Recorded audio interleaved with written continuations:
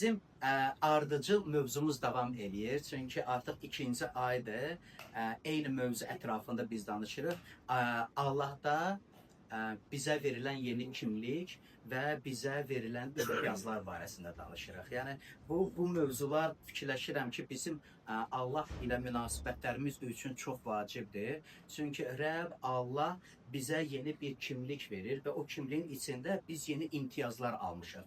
Və imtiyaz sözünə gəldikdə belə xatırlamaq istəyirəm ki, bu söz neyi vurğuluyor? Başqasına verilməyən və ya hər kəsin malik olmadığı hansısa hüququ üstünlük, hansısa bir fərqləndirmə, hansısa xüsusi bir şərəf.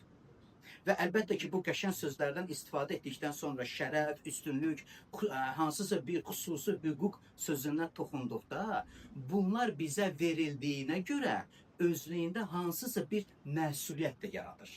Ona görə o məsuliyyət də bizə verilən imtiyazlardan biridir və bu imtiyazların bizə verilməsində Allahın bir məqsədi var idi. Məqsəd isə bundan ibarət idi ki, biz var olan Allaha bələd olaq. Biz onu tanıyaq. Allah bu imtiyazlar vasitəsilə, hansılar ki siz ekranda görə bilərsiniz, hansılar da artıq neçə müddətdir danışıram, Allah tərəfindən qəbul edilməyimiz. Allah bizi özünə qəbul etdi. Allah bizi nəinki bizə yaxşı gəl mənə yaxın dur ifadəsi ilə deyir, Allah bizə övlad adını verir. Allah bizə övlad adını verir. Allah bizə özünə cəlb edir və özü haqqında bütün həqiqətləri bildirir. Biz zəif, biz doğru həyat tərzində yaşamayan, Allahın lütfüne və rəhminə layiq olmadığımız halda Allah bizə öz məhəbbətini bol ehsan edir. Və ancaq bizədir, yox. Bütün insanlara buna nəsib edir. Allah bütün insanlar üçün üzünü açıq saxlayır ki, insanlar onu tanısınlar və ona bələd olsunlar. Və Allaha bələd olduğumuza görə biz onu daha da yaxından tanıya bilirik. Və biz müqəddəs kitabdan oxuyuruq və Allah haqqında öyrənirik ki, o vəfalıdır, o etibarlıdır, o sevəndir, o rəhimlidir, o insanı sevən Allahdır. O müqəddəsdir, o adildir, biz öyrənirik. Biziz axı günahlıyıq. Axı biz müqəddəs olana, günahlı ola necə yaxınlaşa bilərik? Allah bizə mərhəmət yolunu bəlli etmək ilə. Allahın bizə bəlli etdiyi mərhəmət yolu etdiyimiz səhv əməllərə görə tövbə edib ona tərəf dönməyimizdədir. Allah bunu edir bizim üçün. Yəni nəinki get bacardığını et ifadəsi deyil. Allah deyir, mən rəhimliyəm, rəhm yolunu göstərirəm və hər bir insana o rəhm yolunu göstərir ki, biz həyatımızda ona sığınmağa bacaraq. Və deyirəm, o yüzden nə qədər buna ehtiyacımız var? Nə qədər ehtiyacımız var ki, biz Allaha sığınmağın neydən ibarət olduğunu başa düşək. Biz başa düşək ki, biz bu həyatda tənha deyilik. Biz bu həyatda aciz də deyilik. Külli ixtiyar olan Allah özünü bizə təminat olaraq verir. Ümid edirəm fikrimi başa düşdünüz, hə? Allahın bizə verdiyi neymətlər deyil bizim təminatımız. Allahın özü bizim təminatımızdır. Səni tərk etməyəcəm, səni buraxmayacam deyir. İnanılmaz sözlərdir. Və Allah bu sözlərlə bizim həyatımıza gəlir ki, bizim onun ilə dərin münasibətimiz olsun. Biz ona arxalanmağı bacaraq və həyat çətinlikləri qarşısında o bayaq söylədiyim sözlər var idi. Aciz olmayaq. Aciz deyiləm. Mən tənha deyiləm. Allah mənimlədir. Ona görə müqəddəs kitabda bizdən öncə yaşayanların həyatlarına biz nümunələr götürə bilirik. Biz oxuyuruq bizdən öncə yaşayan peyğəmbərlərin və salih insanların həyatında və Allahın onlara göstərdiyi sədaqət barəsində də öyrənə bilirik. Və görürük ki, Allah onlara vəfalı idi. Əgər Allah onlara vəfalı idirsə, əgər Allah onlara qarşı bu qədər xeyirxah və yaxşı idisə, böyük ehtimal ilə bizə də qarşı vəfalı, yaxşı, xeyirxah olacaq. Və müqəddəs kitab deyir ki, bu elədir. Allah onu çağıran hər bir kəsə yaxşıdır və istəyir ki, biz ona güvənməyi bacaraq. Biz Rəbbə güvənmək nədir? Biz necə də bilərik ki, mən Rəbbə güvənirəm, ancaq iman edirəm sözü kifayətdir, yoxsa ki, Allahın bizə verdiyi sözü öz həyatımıza qəbul edərək həyatımızda rəhbər tutmaqdır. Çox maraqlıdır ki, Süleyman məsələlərində belə bir sözlər deyir. Bütün qəlbinlə Rəbbə güvən. Maraqlı ifadədir. O fikir, onun məsləhətlər kitabına baxanda orada çox az sayda ibadətə və dini mərasim sözlərlə rastlaşa bilərik. Onun bütün məsləhətləri bizə buna istiqamətləndirir. Ürəyində Allaha yer ver. Qoy Allah sənin ürəyinin sahibi olsun. Sənin etdiyin dini mərasimlər, sənin etdiyin dualar, sənin etdiyin, tutduğun oruc, Allaha təqdim elədiyin qurbanlar yaxşıdır. Amma əgər Allahı ürəyində müqəddəs tutmursansa, bunların heç bir mənası yoxdur. Əgər Allahı ürəyində müqəddəs tutmursansa, əgər Allah ilə münasibətində ehtiramın yoxdursa, qurbanlar öz mənasını itirir, oruc mənasız olur, etdiyin uzun dualar mənasız olur. Çünki ürəkdə Allaha yer vermədin. Ona görə Süleyman deyir, bütün qəlbin ilə Rəbbə güvən. Və davam edir, öz ağlına arxalanma. Maraqlıdır, hə? Biz kimə arxalanım? Rəbbə arxalan. Rəbbə güvən. Bütün yollarında onu tanı deyir. Bütün həyat yollarında onu tanı. Və sonra deyir, o da sənin yollarını düzəldəcək. Maraqlıdır. Haçan biz hər bir işin əvvəlində və həmin o işi icra edəndə biz Rəbbə dualarımızda müraciət edirik. Ya Rəbb, mənə kömək et. Ya Rəbb, mənə yar ol. Məni yanlışlıqlardan qoru. Səhv işlərindən məni qoru. Qoru ki, mən səhv işlər görməyim. Hər bir işində, hər bir yolunda onu tanımağa davam et. Və Süleyman deyir ki, əgər sən hər bir işində Allaha axtarıb ona güvəndiyini, nəinki dilinlə, ürəyinlə qərarlısansa, o bütün yollarda düzəldəcək. Haçan biz onun bizə verdiyi nəsiyyəti, onun bizə verdiyi tapşırıqları öz ürəyimizdə möhkəm saxlayıb onlara görə həyat yaşamağa çalışırıq. Adları müqəddəs kitaba düşmüş peyğəmbərlər və salih insanlar buna görə müsbət şəhadət aldılar. Etdikləri ibadətlərə görə deyil. Mən demirəm ibadət etməyək. Etdikləri Allah naminə verdiyi təqdimatlara görə də deyil. Və mən demirəm ki, Allah naminə biz fədakar olmayaq. Olaq. Amma onlarda xüsusi bir keyfiyyət var idi ki, hansını müqəddəs kitab qeyd edir. Onlar ürəkdən Allaha ehtiram etmişlər. Onlar ürəkdən Allaha iman etmişlər və iman ilə onun qarşısında yaşayırlar. Və bu müqəddəs kitabda ona görə yer alır ki, vacib olanı vacib olmayandan ayırmağı bacaraq. Məhz buna görə də tələsmədən, ardıcıllıqla biz bu mövzulardan danışırıq. Çünki bunlar bizim üçün çox vacibdir və faydalıdır və keçən həftədən başladığım Allah kəlamı barəsində bizim biliyimiz var. Allah bizə bilik verib onun kəlamını başa düşək. Biz onun qanunlarını oxuyanda biz anlayırıq. Allahın sirlərini başa düşmək qabiliyyəti bizə verildi. Maraqlıdır. Bir çox insanlar var, müqəddəs kitabı oxuyurlar, amma onlar oxuduqda onlar anlaya bilmirlər Allah nə demək istəyir onlara. Anlaya bilmədiklərinə görə də Allahın onlardan gözlədiyini deyil, öz ağıllarında doğru bildiklərini etməyə başlayırlar. İstəyərdim bu mövzuda mən Musa peyğəmbərin dövründə səslənən ayəni getirim. Qanunun təkrarı 30-cu fəsil 19-cu ayə diqqətinizi getirin. Baxmayaraq ki, Musa peyğəmbərin dövründə qanun verilmişdi və bir çoxları üçün qanun ağır icra edilə bilməyən bir ehkam kimi səslənirdi.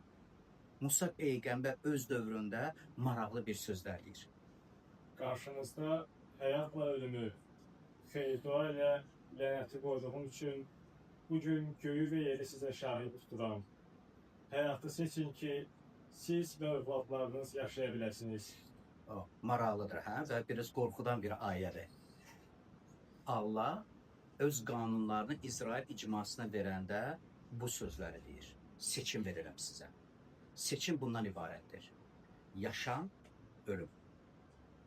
Xeyir-dua, yoxsa lənət. O deyir, mən bunu verirəm sizə. Bu mənim eykamlarımdır və bu eykamlarda sizin üçün həyat var. Əgər onlara görə yaşasanız və çox maraqlıdır ki, Allahın qanuna görə yaşayanlar aldıqları xeyir-dua ancaq özlərinə deyil, yaxınlarına, övladlarına da aid edilmiş olur. Heç bu barədə fikirləşmişik. Bizim yanlış qərarlarımızın nəticələri ancaq bizə aid olmur, yaxınlarımıza, övladlarımıza da aid edilmiş olur. Bilirsiniz niyə belə olur? İnsan əkdiyini biçər, müqəddəs kitabı. Heç bir pis əməl öz-özünə yox olmur. Heç bir pis əməl öz-özünə silinmir. Hər bir pis əməlin nəticəsi var və bu qaçılmazdır. Çünki insan əkdiyini biçər. Eyni şəkildə də heç bir yaxşı əməl unudulmur və əvəzsiz qalmır. Ona görə Musa Peyğəmbər Allahın adından insanlara vacib olan sözü çatdıranda deyir ki, Allah bizə verdiyi seçim bundan ibarətdir.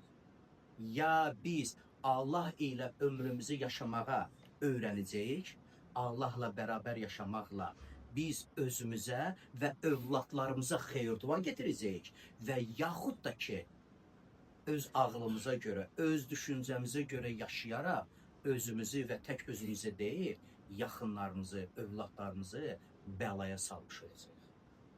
Bu mövzuda istəyərdim bir vacib olan bir fikir də sizə çatdırım, hansı ki, belə də havada gəzən bir fikirdir, amma bir çoxları buna uyğun da yaşayırlar. İstəyərdim ki, aydın səslənsin ki, və bu həqiqəti yaxşı başa düşək. Yaxşı əməllər pis əməlləri aradan qaldırır. Gəlin biraz ətraflı buna deyim, nə demək istəyirəm bununla ilə. Bu mənim ifadəm deyil, bu müqəddəs kitabda yer almış bir ifadədir. Başqasına zülm edib, başqasının haqqını yeyib, başqasına zərər vurub, digərinə yaxşılıq eləmək ilə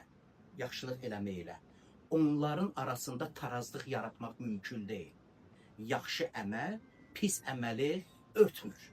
Yaxşı işlər pis işlərə balans yaratmır. Hər bir yaxşı işə görə insan tərif alır və xeyir-duasını alır və hər bir pis əməlinə görə peşman olub tövbə etməlidir. Əvəz edilmə yoldur. Bəziləri təəssüf olsun ki, bu düşüncə ilə yaşayırlar, onlar düşünmədən başqasının haqqını yeyirlər. Və deyirəm, biz xəbərlərdə baxırıq ki, tikinti şirkətlər binaları sökürlər, cəmaatı çox aşağı məbləğlər verirlər, bu insanın haqqını yeməkdir. Ondan sonra xeyriyyə işləri görüb, hansısa bir imkansız insana əl tutmağın nə faydası var? Sən kimisə artıq zərərini vermirsə, get zərərini ödə. Biz Məsihi tanıyanlar bunu başa düşməliyik ki, bu balans yoxdur. Bu sadəcə aldadıcı bir işdir ki, insanlar qorxmadan başqalarına zərər vurub, Allah naminə isə kiməsə yaxşılıq eləmək istəyirlər. Yox, aldanmayaq. Aldanmayaq. Müqəddəs kitab bizi bunu çağırmır. Müqəddəs kitab bizi doğru, düzgün, həyat verən işlərə çağırır. Və baxın, növbəti ayədə, 20-ci ayədə nə deyir? Səbəb nədir? Çünki burada deyir, həyatı seçin. Biz həyat nədir?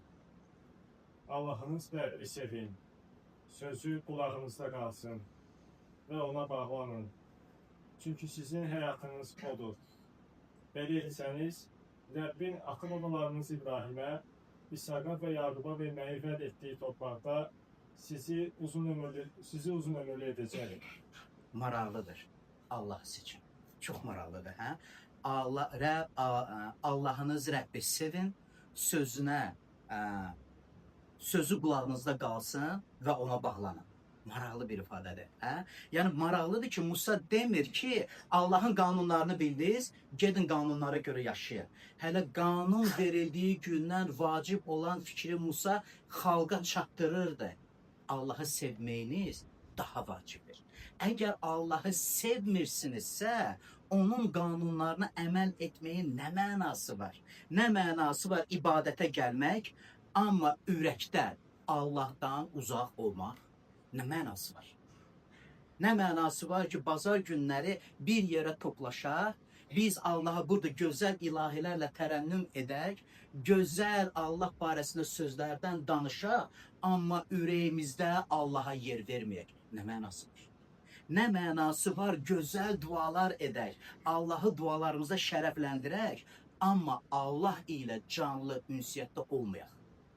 Allah isə müqəddəs kitab vasitəsilə bizi özü ilə canlı ünsiyyətə çağırır. Həmin o canlı ünsiyyət ancaq monoloq tipli dualar deyil. Mən öz vəzifə borcumu yerinə getirdim, dualarımı dedim, ehtiyaclarımı Allaha çatdırdım, hay günümü yaşaya bilərəm. Biz özümüzdə vərdiş yaradıq.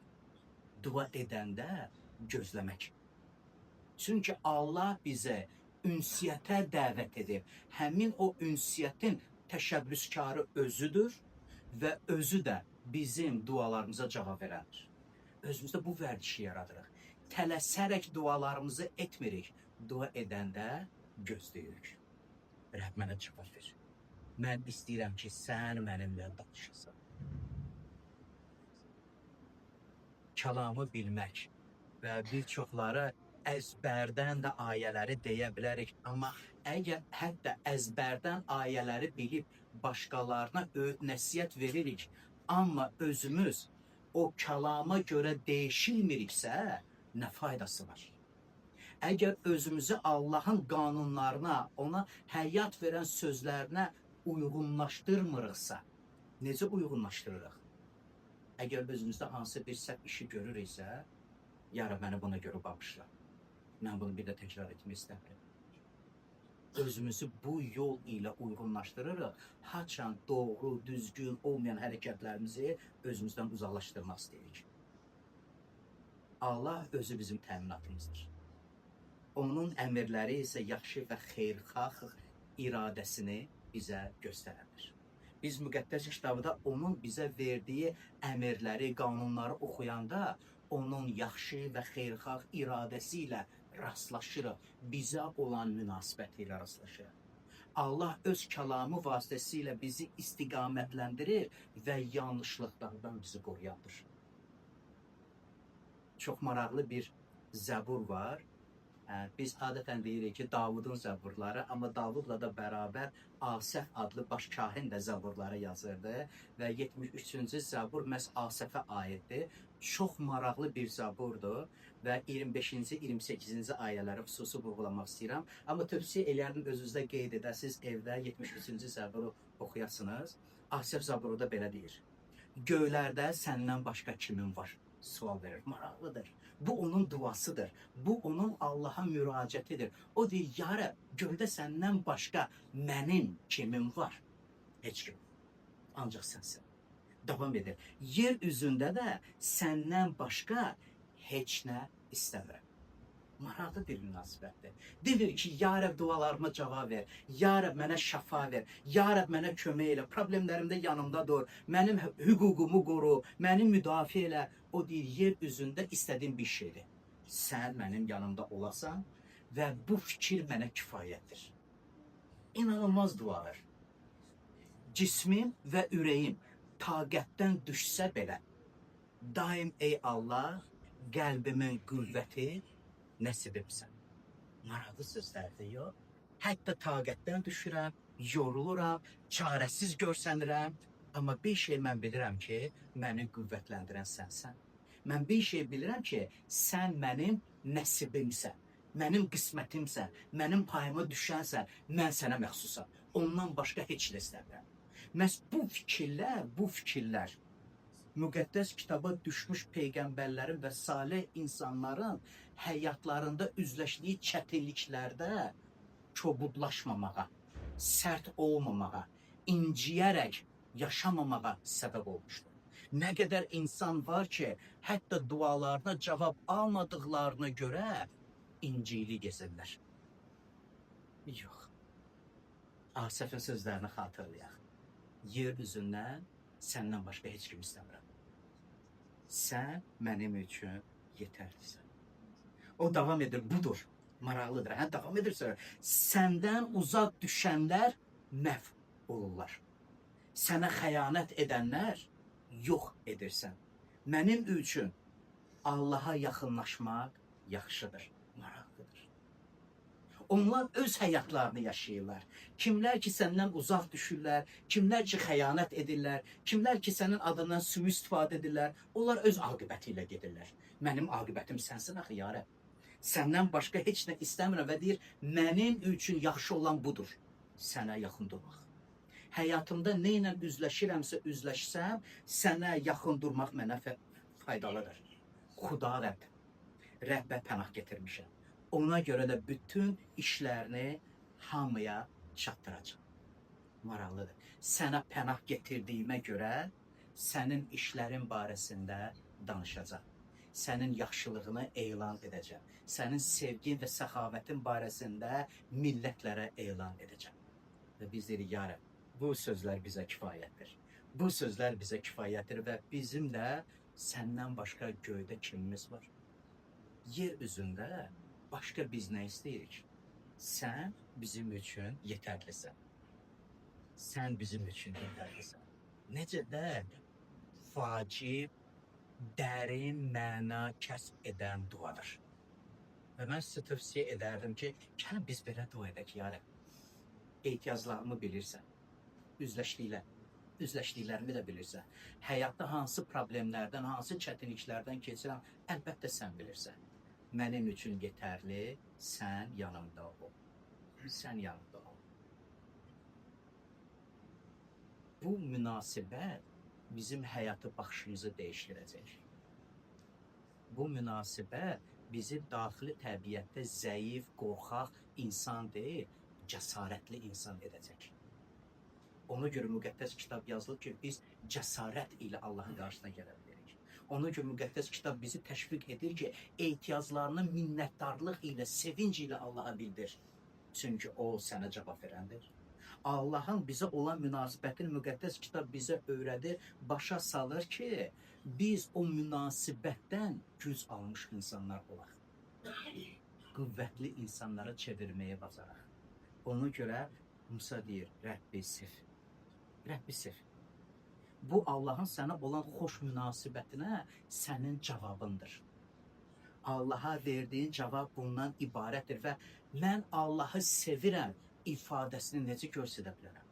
Mən necə deyim ki, mən Allahı sevirəm, axı sevirəm onu. İsa Məsih çox gözəl ifadə verir buna Yahyanın müjdəsi 14-cü fəsildə. Əgər məni sevirsinizsə, əmirlərimə riayət edin. Ancaq havaya öpücüklər göndərmək, ancaq belə ürəklər göndərmək dualarda təkcə deyil. Əgər kimsə bunu edirsə, edin, əlbəttə edin. Xoş emosiyalarınızı dualarınızda Allaha bildirin. Emosiyalarınızı Allahdan gizlətməyin. Səmimi olun. Amma Allaha sevdiyinizi göstərmək istəyirsinizsə, ən gözəl nümunə budur. Və İsa Məsih öz şagirdlərinə bunu öyrədirdi. Şagirdləri öz şagirdlərinə və bizim dövrə qədər bu fikirlər elə gəlib çıxır və müqəddəs kitabda onlar yazılır. Əgər məni sevirsinizsə, əmirlərimə riayət edəcəksiniz. Əgər məni sevirsinizsə, mənim sözümü həyatınız üçün rəhbər tutun. Əgər məni sevirsinizsə, özünüzü mənim verdiyim nəsihətə uyğunlaşdırın. Əgər uyğunsuzluq varsa, örtbasdır eləməyin. Yarın məni bağışla. Mən deyirəm, bir söz kifayət edir. Bir söz kifayət edir. Yarın bağışla, məni yanlışlıqlardan qoru və Rəbbim bağışlayıram, qoruyuram, yanındayam. Məğrur olub etdiyiniz səhvləri gizlətməyin. O sizə faydalı olmayacaq. Uzaq baxan insan olun, həlim olun. Etdiyiniz səhvləri boynunuza alıb məni bağışla deyin. Onda Allah ilə sizin dərin və etibarlı münasibət siz tərəfindən qovulmuş olacaq. Rəbb Allah isə bizdən bu səmimi və açıq münasibəti istəyir. Çünki Allah üçün bu vacibdir. Onun üçün vacibdir ki, biz onun sözünə qulaq asan insanlar olaq. Sadəcə eşidən deyil, sadəcə dinləyən deyil, sadəcə bilən deyil, qulaq asan, diqqət edən və diqqət etdiyinə görə o sözlərə bağlı qalan insanlar olaq. Əgər Allahın sözünə biz diqqətlə qulaq asmırıqsa, o sözlərə necə bağlı qala bilərik? Əgər Allahın sözünü eşidib ürəyimizdə saxlamırıqsa və özümüzdə qərar vermirik ki, mən bu sözə görə yaşamaq istəyirəm, o sözə necə bağlı qalacağıq? Allah bizə çağırır, ona bağlı qalın. Ona bağlı qalaq. Hər bir vəziyyətdə fərqi yoxdur, hansı vəziyyətdən keçirik, fərqi yoxdur. Çətin günlərdən keçiriksə, çətinliyimizi Allah ilə bölüşürük. Xatırlayırsınız, emosiyalarımızı Allahdan gizlətməyərək. Dualardan bəzən ağlayırıq. Ağlayın, göz yaşlarınızı tökün. Öz ehtiyaclarınızı, sizin ürəyinizi narahat edən nə varsa, səmimi Allahla bu barədə danışın. Hansısa bir xoş xəbəri eşidəndə ilk əvvəl Allahla paylaşan onu. Biz məsihçilər çox maraqlı sözlərdən istifadə edirik. Biz hansı bir xoş xəbəri eşidəndə biz istəyirik ki, hamı bunu bilsin. İnternetdə post qoyacam, qoy hamı görsün. Mənim telefonumda qeydiyyatda olanlar qoy mənə WhatsAppdakı qoyduğum statusu görsünlər. Instagramda dostluğumda olanlar qoy bundan xəbəri olsunlar. Sevincimi paylaşacam. İlk sevincini Allahla paylaş. Bəzi insanlar pis xəbər eşidəndə, ürək açmayan bir söz eşidəndə qapanırlar. Mən sizə deyirəm, gir otağını və Allahla danış. Ya Rəbb, incitdi, qəlbimi deydi, istəməzdim belə olsun, mənim ürəyimə şəfa ver. Deyirəm, Allah bizi özü ilə canlı və diri ünsiyyətə dəvət edib və bizə bunu anlamaq üçün qabiliyyət verib. Biz müqəddəs kitabı oxuyanda bunları başa düşürük. Bilirsiniz, bu nə qədər dəyərlidir. Nə qədər insan var, oxuyur və dərk edir. Nə qədər insan var, oxuyur və anlamır. Və mən deyirəm, bu sözləri eşidən Yahudi icması bunu başa düşmədilər. Onlar Allahı sevin ifadəsini anlamadılar. Onlar Allah ilə münasibətlərini, dini mərasimlərini yerinə keçirməklə tənzimləməyə başladılar. Dua edəcəm, Allah mənə xeyir dua verəcək. Qurban təqdim edəcəm, Allah məni bağışlayacaq. Dini bayramları keçirdəcəm, Allah məni bəyənəcək. Kim bunu dedi sizə? Musa bunu öyrətmədi. Allah qanunda bunu demədi. Allah münasibətə çağırdı. Onlar başa düşmədilər. Biz isə başa düşənlərik. Amin. Biz başa düşənlərik. Allah onun sözünü anlamaq qabiliyyətini bizə verdi. Əgər biz oxuyanda bunu başa düşürüksə, gəlin buna möhkəm sarılaq. Gəlin ona möhkəm bağlanaq. Nə qədər insan var ki, mən tanıyıram, onlar müqəddəs kitabı oxuyanda nəsə xüsusi, dərin, vacib, heç kim bilmədiyi bir sirləri öyrənmək istəyir. Amma Allah isə kiçik bir bilikdə sadiq qalanlara xüsusi, vacib və bir çoxlarına məxfi saxladıqlarını açıqlayır. Əgər hansısa bir biliyin varsa, əgər nəyisə öyrənmisənsə, əgər neydəsə qətiyyətli əminsənsə, ona uyğun ömrünü yaşa. Ona sadiq qal.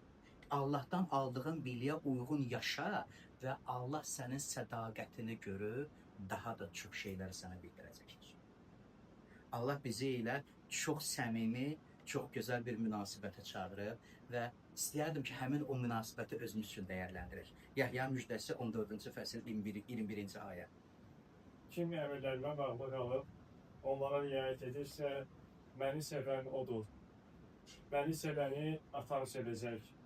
Mən də onu sevib, özümü ona zahir edəcəyim. Maraqlı sözlərdir. Kim əmrlərimə bağlı qalıb, onlara riayət edərsə, məni sevən odur. Mən Rəbbi sevirəm deyirəmsə, onda mən başa düşürəm ki, müqəddəs kitabda Allahın qanunlarına bağlı qalıram. Çünki Allah öz qanunları vasitəsilə mənim azadlığımı, ruhani azadlığımı təmin edir. Allah mənə öz kəlamı vasitəsilə istiqamət verir ki, mən səhv qərarlar verməyim öz həyatımda. Çünki səhv qərarlarım mənə və mənim ətrafımda olanlara, övladlarıma nəsib olan olur. Allah öz kəlamı vasitəsilə bizə idrak verir ki, biz müdrik insanlar olaq. Doğru qərarlar və doğru münasibət bəsləməyə bacaraq ki, onların düzgün nəticəsini həm özümüz yaşayaq, həm bizim ətrafımızda olan sevdiyimiz insanlara pay olsun. Ona görə Allah öz qanunlarını verəndə İbrahimə, İsaka, Yaquba verdiyi vədləri bütün nəsillərə vəd etdiyini deyir. Çünki Allah zəngindir, Allah xeyirxahdır, Allah bizdən heç nəyə əsirgəmək istəmir. Və bunu bildiyimizə görə də biz də Allaha eyni cür yaxınlaşaq, sevərək, etibar edərək, güvənərək ona yaxınlaşaq. Çox maraqlıdır ki, İsa Məsih öz şagirdlərinə bu barədə çoxlu sayda öyüd nəsihət verirdi. Və şagirdlərinə öyüd nəsihət verirdi dedikdə, müqəddəs kitabda çoxlu, bəlkə 40-dan çox yer var, harada İsa Məsih məsələlərlə danışırdı. Yəni məsələlərlə insanlara danışırdı və bir çox insanlar o məsələləri başa düşmürlər. Misal üçün, məsələlərdən biri, hansı ki, Matta müjdəsi 13-cü fəsildə yazılıb, bir əkinçi çıxdı tarlaya və toxum əkməyə başladı.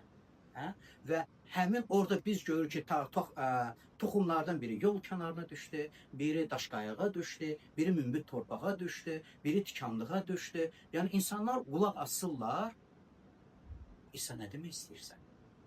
Başa düşmürlər.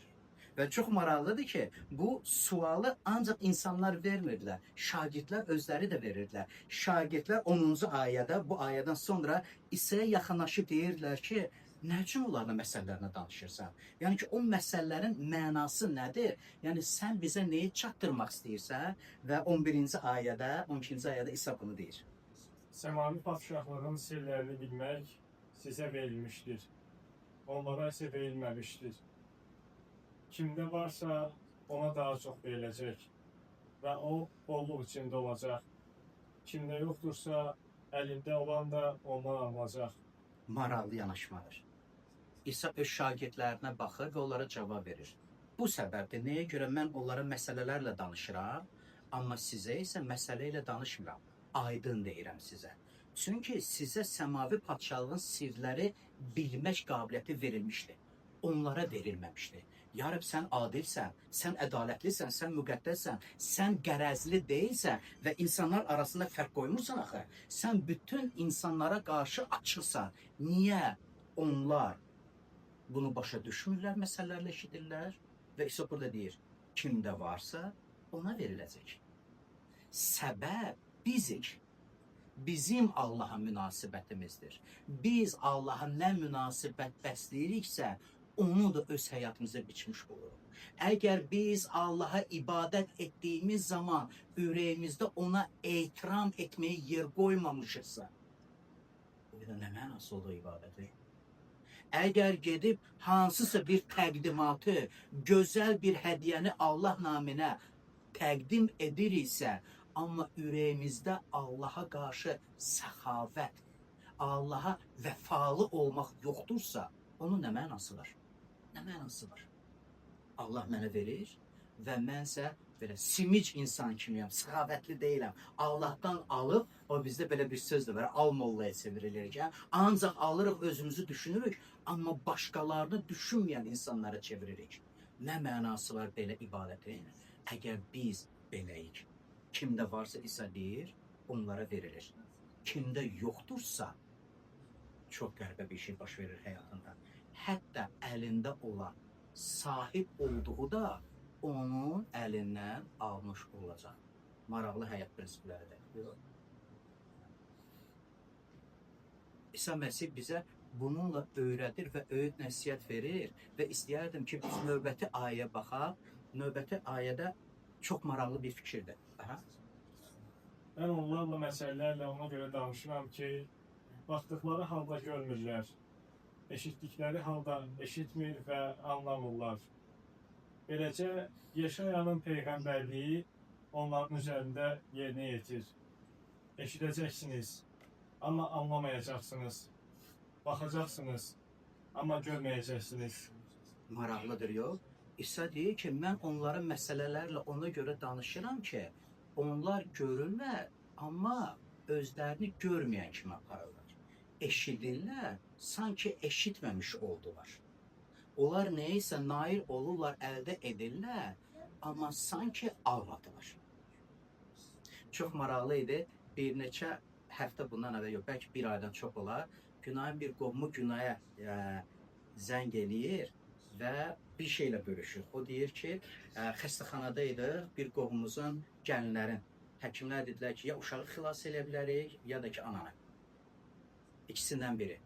Və o deyir ki, mən başladım dəhlizdə, xəstəxananın dəhlizində durub, İsa, mən səni yaxşı tanımıram, eşitmişəm sənin haqqında. Ananı da xilas elə, babanı da xilas elə. Maraqlıdır. Və zəng elib deyəndə dedi ki, uşaq da salamatdır, ana da salamatdır, günah böyle dedi. Və İsa dedi ki, Allah'ı gəlməyə vacibdir. Yəni, insanlar müxtəlif kinolar vasitəsilə, insanlar müqəddəs kitab vasitəsilə və yaxud digər ədəbiyyatda İsa Məsih barəsində eşidirlər. Çoxlu tarixi sübutlar. Biz məsihçilər onun haqqında şəhadət edirik. İnsanlar eşidirlər, özlərini eşitməmiş kimi. İnsanlar görürlər, İsa naminə onlar müraciət edəndə dualarına cavab almış olurlar. Dərhal da unudurlar. Aldılar, unutdular. Və İsa deyir, bu əzəldən beri idi. Hətta Yeşaya Peyğəmbər bu sözləri deyirdi. Eşidəcəksiniz, amma anlayacaqsınız. Baxacaqsınız, amma görməyəcəksiniz. Nə qədər kədərlidir. Nə qədər kədərlidir. Niyə özümüzü belə körə zehin aparaq? Niyə özümüzü belə körə zehin aparaq? Gördüyümüz halda anlamamış kimi, eşitdiyimiz halda eşitməyən kimi. Sadəcə bir söz, Rəbb, səni tanımaq istəyirəm. İsa, sən kimsə, ya Rəbb, mənə kömək et və dərhal cavab alırsınız. Cavab aldıqda isə münasibət nə olur? Münasibət çox vacibdir və növbəti bir ayə hansına istəyərdim biz müraciət edək. Çünki bu xalqın ürəyi kütləşir, qulaqları güclə eşidir, gözlərini isə yumublar. Yoxsa gözləri ilə görər, qulaqları ilə eşidər, ürəkləri ilə anlayar, dönərdilər və mən onlara şəfa verərdim. Deyirəm ki, bu sözlərdə ümid var. Bu sözlərdə hər bir insan üçün ümid var. Əgər kimsə eşitdiyi halda, əgər kimsə gördüyü halda, hansısa bir əlaməti, hansısa bir işi gördüyü halda, əgər hansısa bir məsələ barəsində eşitdiyi halda, ürəkdən Rəbbə tərəf dönmək istəsə, İsa'dır, mən ona şəfa verəcəm. Ümid var. Və həmin o ümidin canlı şahidləri bizik. Və biz deyirik ki, ümid var. Çünki həmin o ümidə görə də biz də bir zamanlar Məsihdən bir xəbər edik. Biz də eşitməmişdik. Biz də müqəddəs kitabı bəlkə də oxumuşduq, bəlkə də hansısa burada yazılan ayələri atalar sözü kimi eşitmişdik, amma sözün mənasını anlamamışdıq. Amma ona tərəf döndükdə bu bizə şəfa verdi. Gözlərimizdən sanki bir pərdə götürüldü. Qulağımızla aydın eşitməyə başladıq. Oxuyanda anlamağa başladıq. Rəbb yaxşıdır. Rəbb sevəndir, Rəbb xeyirxahdır, Rəbb bağışlayan Allahdır. Ümid yeri var və ümid yerini Rəbb Allah aşkar edir ki, ona tərəf dönmək istəyən hər bir kəs həmin o fürsəti əldə edə bilsin.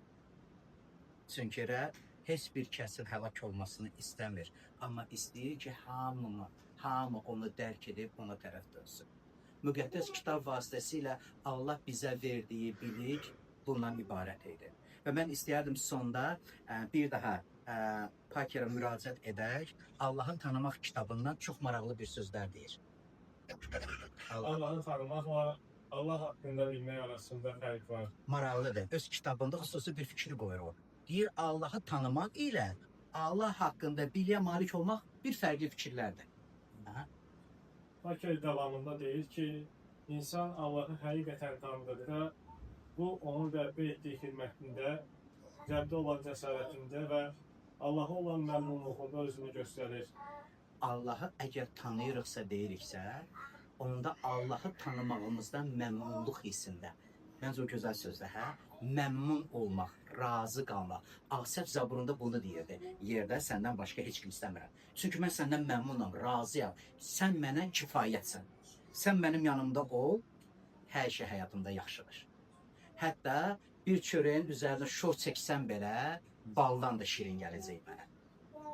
Xatırlayırsınız bu məsələləri? Hansını ki, Süleyman deyir ki, nə fərqi var ki, bir hansı bir cəhcəlalət olsun, hansı bir var dövlət olsun, kesilmiş bir dana olsun, onun üzərində mübahisə, münaqişə, dava olsun. Bir qab göyərtim olsun. Kükü pişirib, mənə kifayətdir. Maraqlı bir fikirləri Allah bizə öyrədir və həmin o fikirlər bizim ruhumuzun sağlamlığıdır. Bizim ruhumuzun sağlamlığıdır. Bilirsiniz, nə qədər insanlar var, onlar qətti əyilirlər. Bu fikir aydındırsa, cavandır, ruhunda qocadır. Amma deyir, rəhbə aid olan yaşlılar belə, onlar gənc qartallar kimi qanad açarlar. Maraqlıdır. Çünki onların ruhu şəfalıdır. Allah öz kəlamı vasitəsilə bizə doğruları öyrədir. Rəbdən məmnun qalmaq, Rəbb ilə kifayətlənmək, cəsarətli olmaq və Rəbbi tanıdıqdan onun naminə doğru, o istədiyi işləri görmək.